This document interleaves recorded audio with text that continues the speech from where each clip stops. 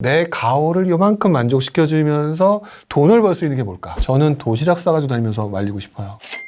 실거주 먼저 할까? 투자 먼저 할까? 이것도 많이 질문 받으시죠? 네, 되게 많이 받아요. 네. 근데 이제 그분들이 실거주를 하기에는 내가 너무 뒤처졌다고 생각하시는 거예요. 그러니까 투자를 먼저 해서 먼저 벌겠다라고 얘기를 하시는 건데, 네. 제가 그분한테 이제 항상 이런 반대 질문을 해요.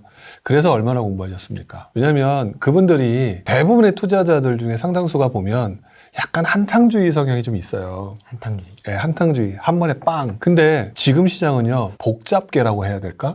복잡게. 네, 굉장히 복잡한 시장이에요. 투자자들 있죠, 실수요자 있죠, 규제 있죠, 그 다음에 뭐 코로나 있죠. 되게 복잡계인 것 같아요. 이분들이 한 번에 빵 하고 터질 수 있는 가장 좋은 시장은요, 회복기하고 상승장 초기예요. 그때는 어떠한 규제 같은 것도 없고 그렇기 때문에 실수요자도 없고, 그렇기 때문에 굉장히 돈을 쉽게 벌 수 있는데, 그분들이 벌었기 때문에 나타나는 여러분들의 그 모습들은 원래 복잡계에서 나타나요. 이 복잡한 시장에서. 근데 그분들이 그렇게 해서 돈을 번다? 저는 도시락 싸가지고 다니면서 말리고 싶어요. 왜 그러냐면 저도 헷갈려가지고 맨날 힘들어하는데, 이렇게 말하면 꼭 제가 잘난 체하는 것 돼버렸네요. 그런데 그걸 갖다 쉽게 투자해서 돈 벌 것이다 라고 접근한다? 이 시장이 어떻게 움직일지를 정확히 이해도 못하면서 저도 몰라서 너무너무 힘들어하는데, 어쩔 때는 그런 생각을 하거든요. 그러니까 저는 실거주를 하게 되면, 실거주를 하는 순간 엉덩이를 붙여놓고 나면 이 수익, 여기서 올라가는 수익은 오르든 떨어지든 상관이 없어요. 지금은 상승 후반부이긴 하지만 앞으로 좀 더 갈 수밖에 없는 시장으로 보인다라고 말씀을 드렸잖아요. 네. 물론 제 생각이 틀릴 수도 있겠지만 현재까지는 제 생각이, 제 입장에서는 아직 좀 더 많이 남았다. 그리고 아까 미분양 없고 이런 것들을 봤을 땐 그런 각종 통계지수나 이런 걸 봤을 때도 그렇게 남았기 때문에, 그러려면은 가능하면 내가 편안하게 들어갈 집에서 수익을 내는 방법이 가장 안정적인 방법이에요. 근데 그걸 투자를 하겠다라고 얘기하시는 분들, 그리고 난 다음에 뭐 불인이들 얘기하시잖아요. 불인이들이 뭐 돈도 없으니까 예전에는 뭐 쉽게 할 수 있었는데 뭐 지금은 그럴 수 없는 생각이기 때문에 지금 할 때 해야 된다 이러는데, 제 기억으로는 저도 약간 나 때는 말이야라고 얘기하는지 모르겠지만 저 때는 개인 대출이 되지 않던 시장이에요. 개인 대출이 활성화되던 시장이 아니었었어요. 제가 처음에 투자하던 98년, 99년 이때는. 98년. 이때는 개인 대출 시장이 거의 활성화되던 시장이 아니었거든요. 그리고 저 역시 월급이 그때 돈으로, 물론 세금 빼고 차인지 금액이 70몇만 원이었어요. 금융기관이었는데 70몇만 원이었거든요. 지금은 그래도 몇백 되잖아요. 그러니까 비슷한 것 같은 부분도 있고 약간 다른 부분도 있어요. 그렇기 때문에 저는 이분들이 그냥 무조건 옛날에는 쉬웠고 지금은 어렵다라고 생각하실 건 아닌 것 같고, 그냥 어떤 상황이든 어려운 부분은 항상 있는 것 같다.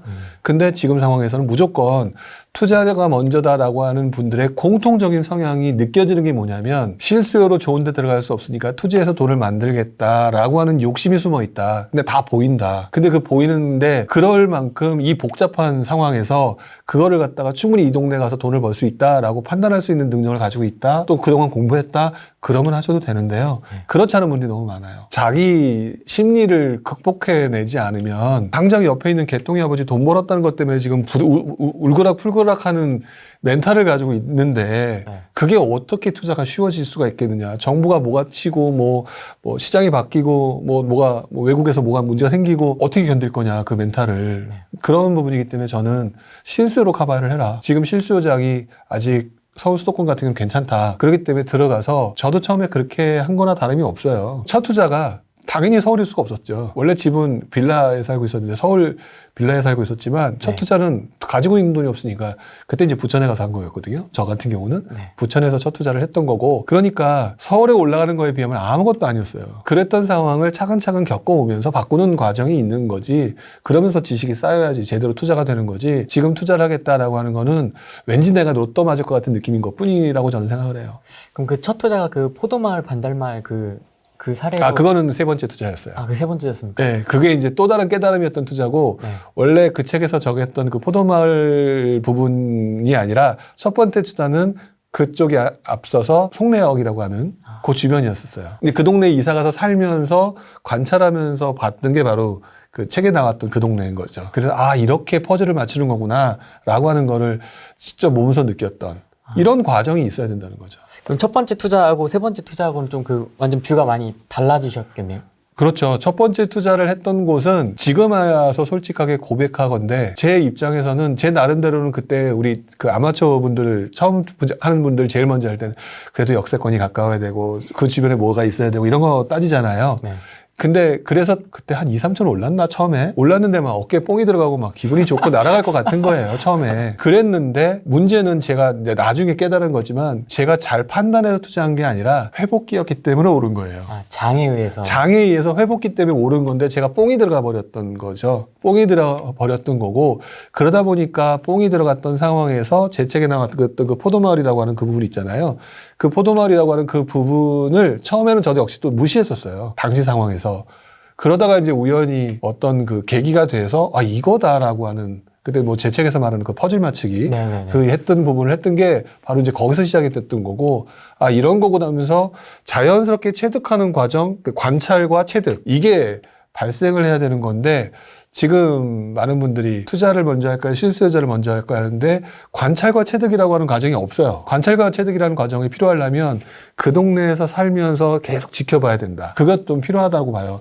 이 동네가 마음에 안 드니까 이 동네 살면서 자꾸 남의 동네 모르시는 분들이 있거든요. 내 동네도 모르는데 어떻게 남의 동네를 봐요. 사람에 사는 건 다 똑같아서 이 동네에서 일어나는 현상이 남의 동네에서 다 일어난다고 보거든요. 일어나는 것 같아요. 실제로. 시간의 차이만 있을 뿐이지. 오늘 얘기가 제가 말씀드린 불인이 위주로 조금 더 말씀을 드리는 게 예. 불인이 분들이 지금 그런 것 때문에 안 하는 거를 뻔하다는 걸 제가 알기 때문에 계속해서 반복해서 말씀을 드리는 거예요. 그렇다고 제가 이거 얘기한다고 어떤 특정 아파트를 추천한 게 아니니까 제가 이득 보는 거 아무것도 없잖아요. 네. 그럼에도 불구하고 말씀드리는 게 그 과정을 통해서 자기가 체득하는 과정이 분명히 필요해야 된다라고 저는 생각을 하니까요. 비싼 데를 그냥 들어간다 뭐 이렇게 생각하시는 분들도 계시고 대장주를 잡아라 뭐 이런 얘기도 많이 있는데 이런 걸 다 깨버리고 아 그렇게 관찰을 통해서 아 여기가 저평가다 약간 상상도 좀 있었던 것 같고요. 그러니까 그게 바로 제가 관찰과 체득이라고 자꾸 얘기하는 게 흑수저가 투자해서 성공하는 방법이에요. 제가 만약에 그때 집이 돈이 엄청나게 많은 집이었다면 당연히 강남 가죠. 강남이란 그 바운더리 안에 들어가는 게 필요한 거니까.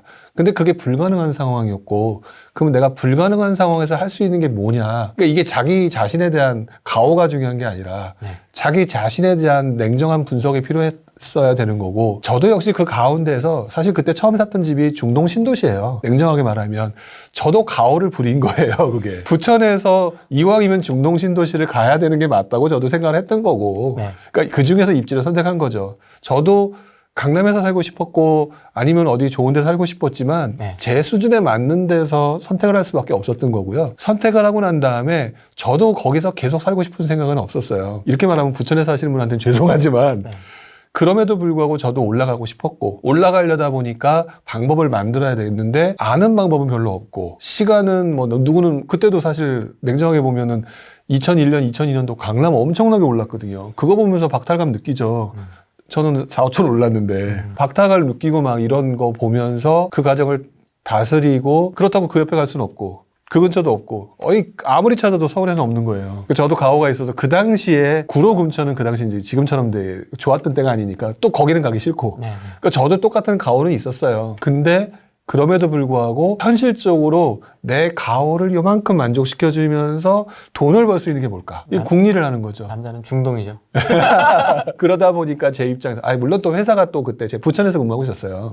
그게 영향이 좀 컸죠. 이제 그런 것들이 같이 맞물리면서 갔고 그 다음에 하나씩 단계를 타고 이동을 했는데 단계를 타고 이동하는 동안에 저도 몰랐어요. 제가 책을 내기 전에 이제 책의 권유를 받았을 때 왜 저한테 책을 내라고 하느냐라고 했을 때만 하더라도 제가 많이 한다 모른다 부분을 제대로 자신감이 좀 없었던 것 같아요. 근데 많은 분들이 저한테 얘기해 주는 게 전혀 다른 사고방식을 가지고 있다. 근데 이제 생각해 보니까 다른 사고방식을 가지고 있는 게 중요한 게 아니라 제가 정말 궁리를 하고 살았더라고요.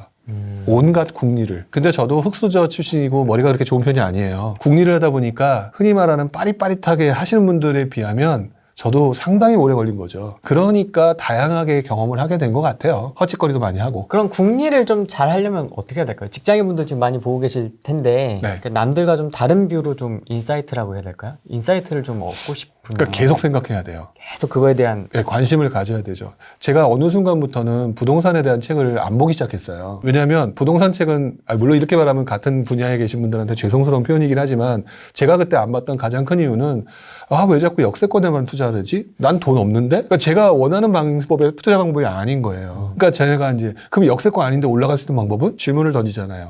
그러면 질문을 던지면 답은 찾아야 되잖아요. 그러면 그렇게 해서 투자한 사람의 성공한 사람들 사례도 봐야 될 거고 찾아봐야 될 거고 또는 지역을 찾아보면서 그런 곳을 또 찾아볼 필요도 있을 것이고 그러면 그게 단기간에 안 되잖아요. 네. 시간이 걸릴 수밖에 없어요. 그렇게 하는 과정 동안에 누구는 돈 벌었을 때 저는 못 벌었던 과정이 분명히 존재를 하고요. 또 그렇게 하면서 아 이거구나라고 느꼈을 때 쾌감은 상상을 초월하잖아요. 만약에 그때 제가 냈던 그 책이 많은 분들한테 신선하게 느낌이 왔다면 아마 그거였을 거라고 생각이 들어요. 왜냐하면 남들은 뻔한 얘기만 했는데 역세권에 투자해야 되고 대단지에 투자해야 되고 이런만 얘기했는데 저는 저에 충실한 거죠. 저에 충실하면서 없는 녀석이 벌 수 있는 방법으로 그렇다고 저도 멀리 갈 수는 없으니까 가장 제가 하나 후회하는 부분이 네. 지방을 제가 어떤 기준이 있다 보니까 지방을 안 봤던 경험이 있어요. 예전에. 그런 거는 나중에 후회하게 됐는데 어쨌든 그 상황에서 온갖 궁리를 해야 된다. 그리고 궁리를 해서 질문을 던지면 그 질문을 찾기 위해서 또 다른 여러 가지를 찾아보고 그러면 정말 황당하게도 또 다른 질문이 나와요. 답이 찾아지는 게 아니라. 그러면 질문을 나온 거를 보통 우리 보면은 그 마인드맵이라고 하죠. 네. 그런 것처럼 계속해서 했던 것 같아요. 그러다 보니까 진짜 신기하게도 어느 순간 그게 딱 합쳐지는 느낌이 와요. 그 과정이 올 때까지는 진짜 미친 듯이 했던 것 같아요. 물론 그 과정에 속상해서 많이 운 적도 있고 뭐 그렇다고 뭐 응 하고 울었던 건 아니지만 그냥 막 화가 나서 어쩔 바를 모르겠고 그런 과정 분명히 있었었고 그 과정이 하면서 흔히 말하는 유레카라고 하는 것도 느끼게 되고 그러고 난 다음에 또 어떤 분이 나는 전혀 그 동네 그 방식을 모르는데 어떤 방식으로 이렇게 벌었대. 뭐야 도대체 이거. 이런 것들을 반복하면서 나중에는 그러다 보니까 제가 내린 결론이 사람을 봐야 된다. 투자를 봐야 되는 게 아니라 투자처를 찾아야 되는 게 아니라 투자할 곳을 찾아야 되는 게 아니라 사람을 봐야 된다라는 결론이 내리고 그때부터는 부동산 책을 안 봤어요. 이제 웬만큼 그 전에 봤으니까 안 보고 사람에 관련된 그러니까 제가 얘기할 때 심리적인 얘기 이런 얘기를 많이 했던 가장 큰 이유가 뭐 지금 같은 경우도 우리 사실 3, 4년 전에 서울에서 9억에 분양한다면 비싸다고 했잖아요. 네. 근데 지금 9억이라고 하면 로또라고 하잖아요. 네. 그 왜 그러냐? 뭐가 바뀐 거예요. 상황이 바뀌면서 사람들의 생각이 바뀐 거잖아요. 즉 또 9억이라고 하는 변화는 없는데 무언가 상황이 바뀌면 사람들의 행동이 바뀐 거거든요. 그러니까 그거를 깨닫게 되니까 그리고 아까 포도마을 얘기하셨는데 포도마을도 그때는 저 같은 사람이었던 거죠. 아, 거긴 아니야. 근데 뭔가 상황이 바뀌는 과정이 발현되니까 생각이 바뀌면서 글로 몰려간다는 걸 알게 되니까 아, 요런 방식으로 하게 되면 돈 없는 내가 돈 벌 수 있는 유일한 방법이겠구나. 이렇게 됐던 거고 그러면서 이제 남들보다 그런 것을 찾으려고 하는 그런 게 나타나게 됐고 이제 그 과정에서 이제 제 나름대로의 방식을 만들어 갔던 거죠. 아까 우리 녹화 들어가기 전에도 말씀을 제가 드렸었지만 네. 되게 고맙더라고요. 그러니까 많은 분들이 처음에는 그냥 휙 하고 봤지만 시간이 지나면서 봤는데도 약간 좀 아까 그랬잖아요. 어떤 분이 밑에다가 지금 보면 꼭 무슨 예언서 같다. 되게 많은 칭찬이었던 것 같은데 또 한편으로는 사실 예언서가 아니라 그런 느낌이라기보다는 그만큼 사람들의 심리가 비슷하다는 거를 말하고 싶었던 거예요. 제가 무슨 노스트라다무스 같은 사람도 아닌데 그렇게 썼겠어요. 그게 왜 그러냐면 계속해서 여러 해 동안 보다 보니까 야 사람들이 하는 행동이 진짜 비슷하다. 우리 군 생활 하신 분들은 아시지만 말년병장들이 신병들 하는 행동 보면 딱 얘가 무슨 행동할지 보이잖아요. 네. 그 느낌하고 똑같은 거죠. 그래서 사람들이 비슷하구나. 그러니까 오래 하면 자연스럽게 체득되는 부분이겠구나라고 생각해서 이렇게 갈 수밖에 없겠다라고 봤던 거고 그게 지금 이제 많은 분들이 좋아해 주셔서 항상 감사드리죠.